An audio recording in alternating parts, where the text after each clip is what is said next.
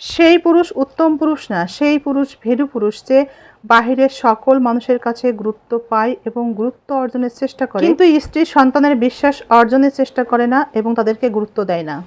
পানির দিকে তাকিয়ে থেকে যেমন সাগর পাড়ি দেওয়া সম্ভব নয়, তেমনি দারিদ্রতার দিকে তাকিয়ে থাকলেই দারিদ্রতা মোকাবেলা করাও সম্ভব নয়। মানুষ তখনই ক্লান্ত বোধ করে মিথ্যা মানুষের মিথ্যা ভালোবাসায়, মিথ্যা বিশ্বাসে, মিথ্যা বন্ধুত্বে আর মিথ্যা আশা ভরসায়। একটা প্রশ্ন নিয়ে চলে আসলাম আপনাদের উদ্দেশ্যে। বলেন তো, বর্তমান সময়ে স্বামী স্ত্রীকে বেশি ভালোবাসতে দেখলে কার বেশি রাগ হয়, কার বেশি জ্বলে? কাকে আপনি বন্ধু মনে করেন, কাদেরকে আপনি বন্ধু মনে করেন? 5 জন বন্ধুর সাথে যখন আপনি অনুপস্থিত থাকবেন তখন তারা আপনাকে নিয়েই সমালোচনা করবে। এটাই বাস্তবতা। যে নারী পুরুষের চরিত্র ভালো না, সুন্দর বউ থাকা ঘর অথবা ব্যক্তিত্ববান বর থাকুক না কেন, সে পরকীয়ায় আসক্ত হবেই। নিজে ভালো হওয়া ভালো, কিন্তু বেশি ভালো হওয়া ভালো না। তাতে অনেকে সুযোগ নেয়, অনেকে ঠকায়। বিবাহিত জীবনে সম্পর্কে জড়ালে সম্পর্কের শুরুটা হয় ভীষণ মজার, তবে শেষ পরিণতি হয় দুশ্চিন্তা, মনের অস্থিরতা এবং পতনের মধ্য দিয়ে, যদি বান্দাকে আল্লাহ ভালোবেসে না বাঁচান। পারিবারিক সম্পর্ক ব্যতি রেখে অন্য কোনো সম্পর্কে অতিমাত্রায় আবেগপ্রবণ হতে নেই।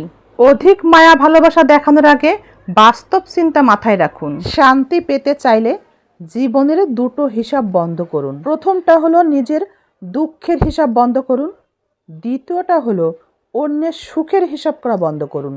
জীবন সঙ্গী হতে হবে বিশ্বাসী, যাকে চোখ বুজেই বিশ্বাস করা যাবে অন্ধের মতো, যে কখনোই কোনো অজুহাতে কোনো কারণে বিশ্বাস ভঙ্গের কারণ হয়ে দাঁড়ায় না, যাকে মুক্ত পাখির মতো উড়তে দিলেও অন্য কোনো ডালে গিয়েও বসে না।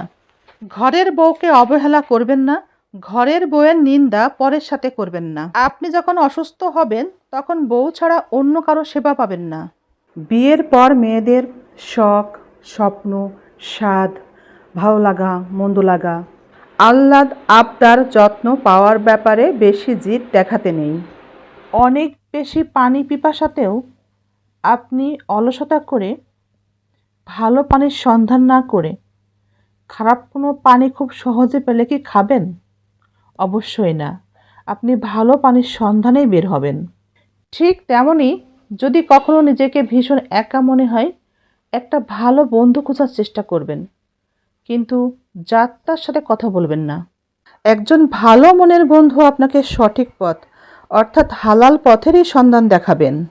সৎ মানুষের কথা তিতা, মিথ্যাবাদীর কথা মিঠা। সৎ মানুষের রাগ বেশি, মিথ্যাবাদীর ভাব বেশি। সৃষ্টিকর্তাকে ভালোবেসে সৎ থাকারই চেষ্টা করি।